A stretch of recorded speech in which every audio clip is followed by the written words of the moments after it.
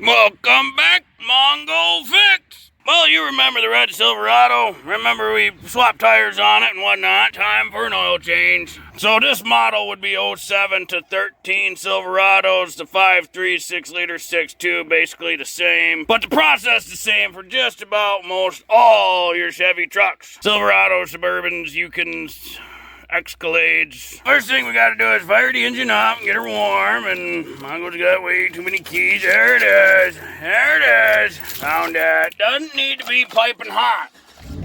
Just gotta get the oil warm. You know, if it's too hot, it'll burn your fingers. Mongo figure it warm enough when you can put your hand on the cylinder head. That way it's not too hot, but the engine is warm. The oil's good and warm, so it should flow good and you should get all the nasties out.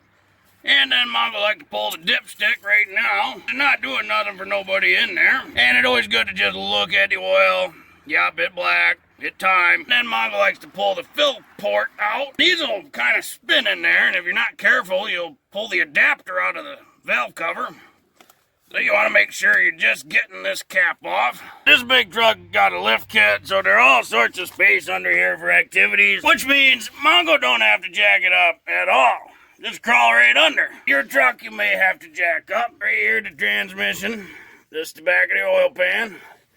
And the drain port right here on the right side. The downside of this being a lift, you gotta kind of put the pan where you think the oil will squirt out of there, because it's way up there. Sometimes you miss and you got a big mess. First world problems. Once you get it where you like, you need a 15mm ratchet, socket, wrench, whatever.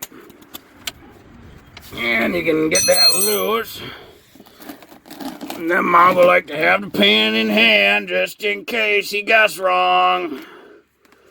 It's all fun and games till you get oil all over the concrete, and Mongo's got to do it outside because it doesn't fit in the barn. Hey, no mess, right in the pan. Mongo's a little goofy, so he lets this drain for a really long time. Totally inappropriate amount of time. Mongo's not really into that 15-minute oil change crap. Now, unfortunately, there's a big sway bar in the way, but the oil filter right there. And so Mongo slide the pan over a bit, so it still can drip from the oil drain plug. And hopefully we can capture the drippies from the filter too. Dealer's choice on how you want to take it off, but no matter what, you're going to get some oil on you. Or on your hands at least. Special oil filter taker offer thing. Mongo put a link in the description to it. It'll look pretty good, so it's not super loose. And Mongo's gonna do the little puncture the bottom thing to try to reduce the mess, but you're still gonna get some oil.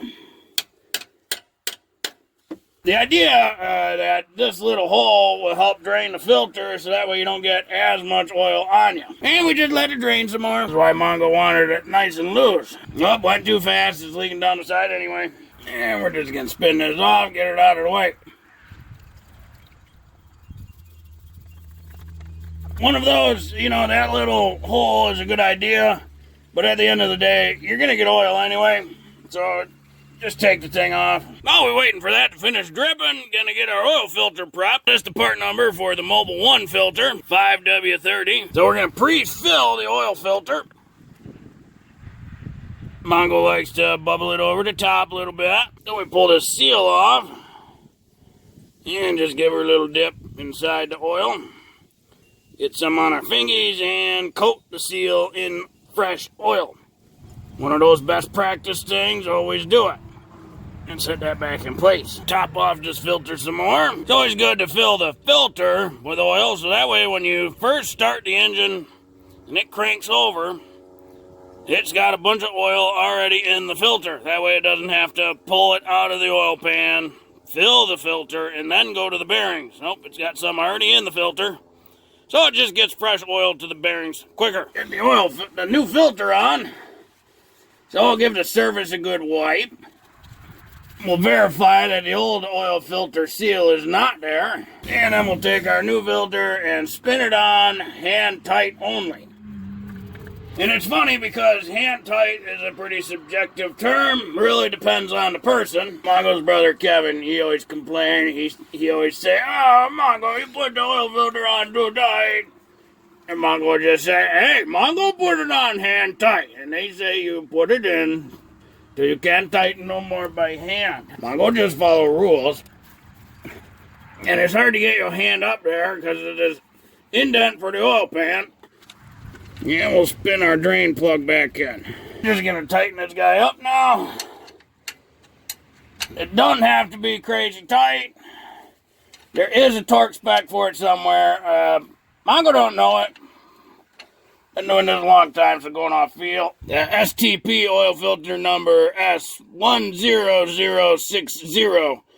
And then the XL is the extended life. If you get that one, good to grab a nice clean funnel. Try not to spill oil all over the engine.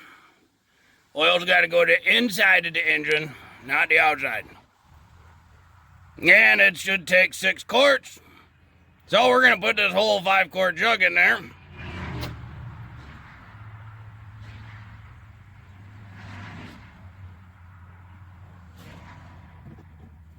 And oil's kind of expensive, so Mongo lets this drip for a really long time.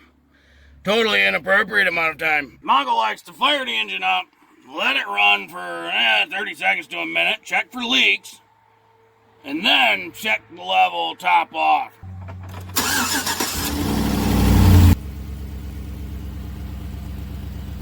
Give her a minute to settle down, we'll check our level. Should still need 1 quart. And she's ready at the full mark, 6 quart. Dip your finger inside there and just get some of the remnants oil. And rub it on the seal just because it helps to loosen her up when she's been in there. That way you don't take that part out. And we'll twist our cap back on. Now we got to reset the oil gauge. So we'll turn the key to on. Hit our information button to get to the oil. And 14 remaining, so we'll push and hold our check button. Release, and now it resets the oil counter to 100%. It's always a good idea just to check your air filter so we get a T25 socket and undo a bunch of these screws. There's 4 of them. And one way down there. And one over here. And our last one up here. And because of where the transmission line is right there, it's easier to take that screw out. But then you can lift her up and slide the filter out.